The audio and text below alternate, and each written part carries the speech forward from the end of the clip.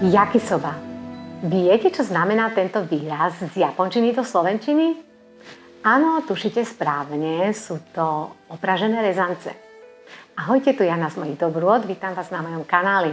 Yakisoba je veľmi obľúbené jedlo v Japonsku. Japonci ho naozaj milujú. A my si dnes tieto rezance spolu pripravíme z dostupných surovín tu u nás na Slovensku.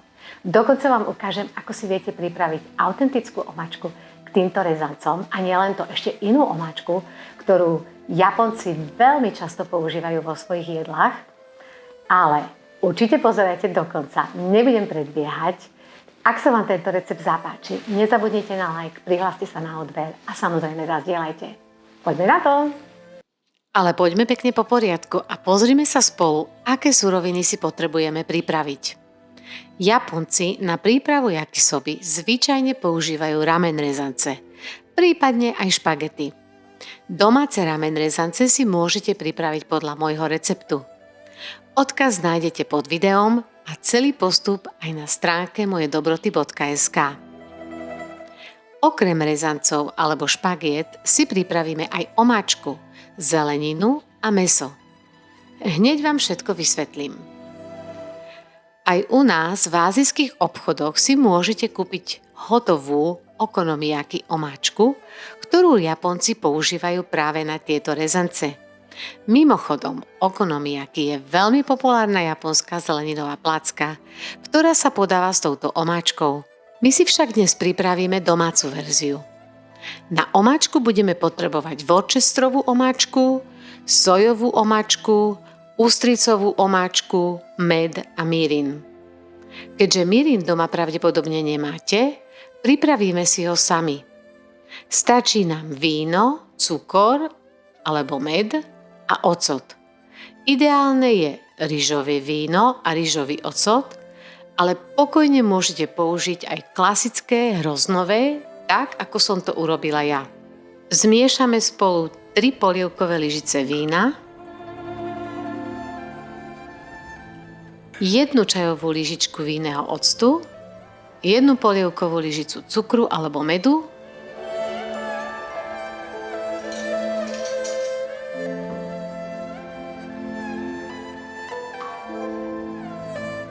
a môžete pridať aj štipku soli.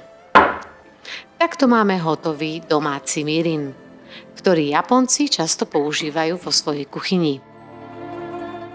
A teraz samotná omáčka na yakisobu. Zmiešame spolu 3,5 lyžice worcesterovej omáčky, 1,5 lyžice sojovej omáčky, 1 polievkovú lyžicu ústricovej omáčky, 1 polievkovú lyžicu mirinu a 1 čajovú lyžičku medu.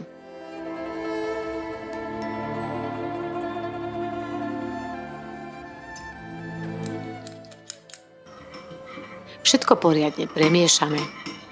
Toto množstvo omáčky vystačí približne na 3 porcie yakisoba rezancov. Teraz si pripravíme zeleninu a mäso. Ja používam cibulu, zázvor, kapustu, šampiňóny, shiitake huby, mrkvu a jarnú cibulku alebo por. Používam čerstvé shiitake, ale môžete použiť aj sušené. V tom prípade ich namočte aspoň na hodinu až 2 pred várením.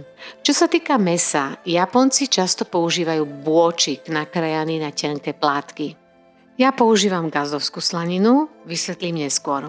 Kapustu nakrájame na menšie kúsky alebo rezance.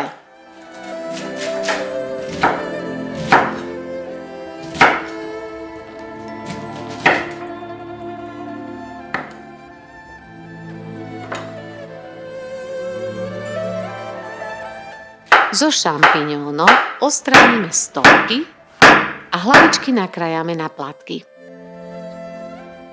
Mrkvu ošúpeme a pozdĺžne nakrájame na tenké rezance. Cibulu očistíme a nakrájame na jemné plátky.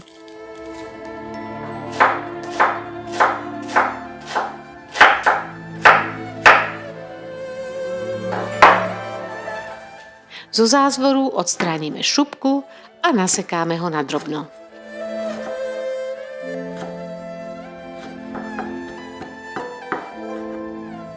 Na 3 porcie yakisoby si pripravíme približne 200 až 220 g gazdovskej slaniny. Túto nakrájame na 2 až 3 mm hrubé plátky. Ak použijete bôčik, postup je rovnaký. Mne však slanina chutí viac, dodá rezancom jemnú údenú príchuť. Zo zeleniny vám zostala už len jarná cibulka alebo por. Ten pozdĺžne nakrájame na tenké rezance dlhé približne 5 až 7 cm.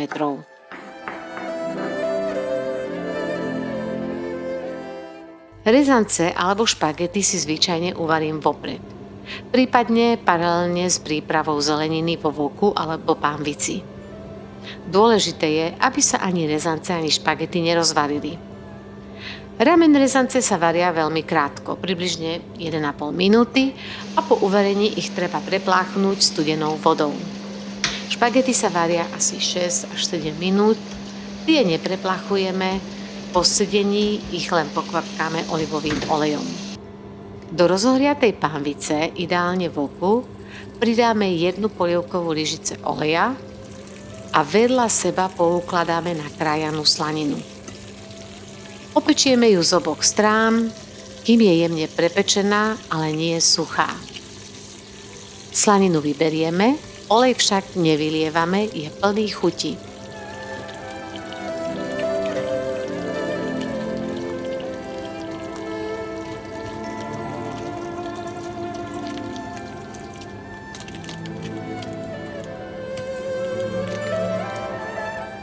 Do horúceho oleja pridáme zázvor.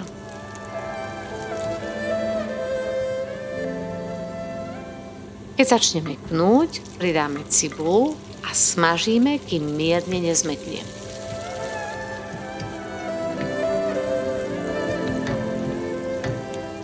Potom pridáme kapustu, smažíme asi 2 minúty.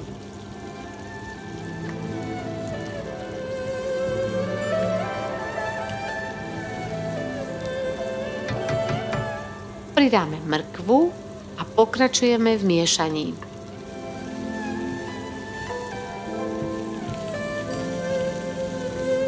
Po ďalších približne 2-3 minútach pridáme šampiňóny a smažíme približne 4 minúty. Nakoniec pridáme shiitake huby, miešame asi 2 minúty a nakoniec por alebo jarnú cibulku, ktorú restujeme ešte 1 minútu. Do pánvice vrátime opečenú slaninu. Všetko premiešame a po minúte pridáme rezance.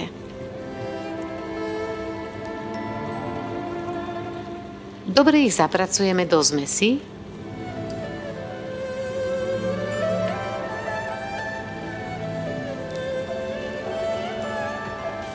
Zalejeme pripravenou omáčkou a za stáleho miešania povaríme ani nie 2 minúty.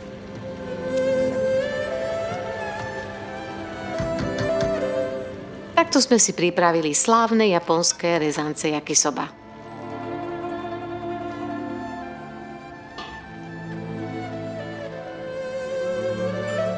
Ak máte doma sezamové semienka, môžete nimi rezance posypať. A ak chcete ešte viac umami chutí, pridajte jemne nasekané riasy. Yakisoba rezance sú jemne sladké, slané a plné umami chutí.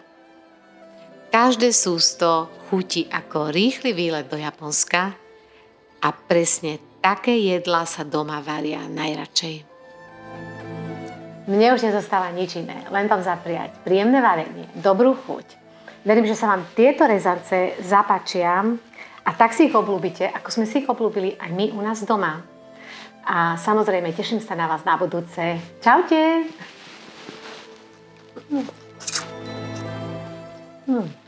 Mňam, mňam.